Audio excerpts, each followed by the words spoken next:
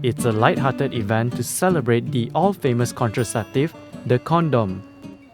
But International Condom Day carries a serious message to promote the importance of safe sex and its role in preventing diseases including HIV. In Malaysia, statistics show that HIV cases are increasing among youths aged 13 to 29 since 2009.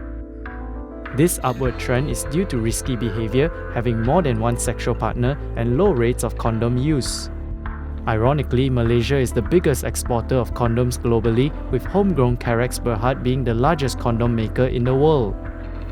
Few reasons. I think one is that the younger generations today probably have not gone through the 80s or the 90s, where the fear of HIV was a death sentence. I think the world has sort of lax a little bit with regards to the fear of HIV because there is no cure, but there are treatment available and prevention methods are quite effective today.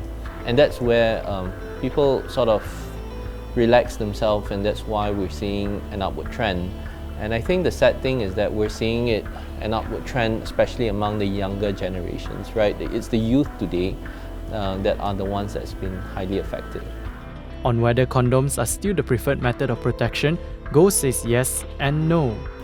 People are aware that condoms are out there, but I don't think people truly understand, the most effective way of how you should use a product.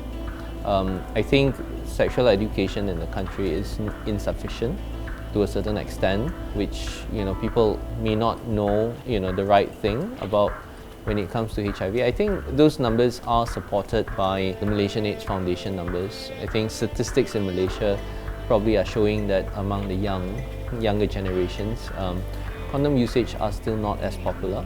While a number of Malaysians are aware about practicing safe sex, Goh says there are some who believe the worst will never happen to them. Malaysians are aware, but they are always probably living to the thing is that it will just be someone else when not me. We always have that until you really see someone close enough that really got it, then people panic. I guess it was the fact that when people looked into, in the 80s, people think that it was an African problem. Today, people may think it is the LGBT's problem, the LGBT community's problem. But they don't realize, if you think about that, it's that this disease actually do not recognize any race, religion, or sexual orientation. On the bright side, Goh notices that it is less of a taboo now for people to buy condoms from stores. Definitely a lot of people are more well-informed, and among the younger generations today, I do see, I'm very vigilant usually when it comes to a condom aisle in a pharmacy. And I do see, people who picks it up generally today, they are getting better.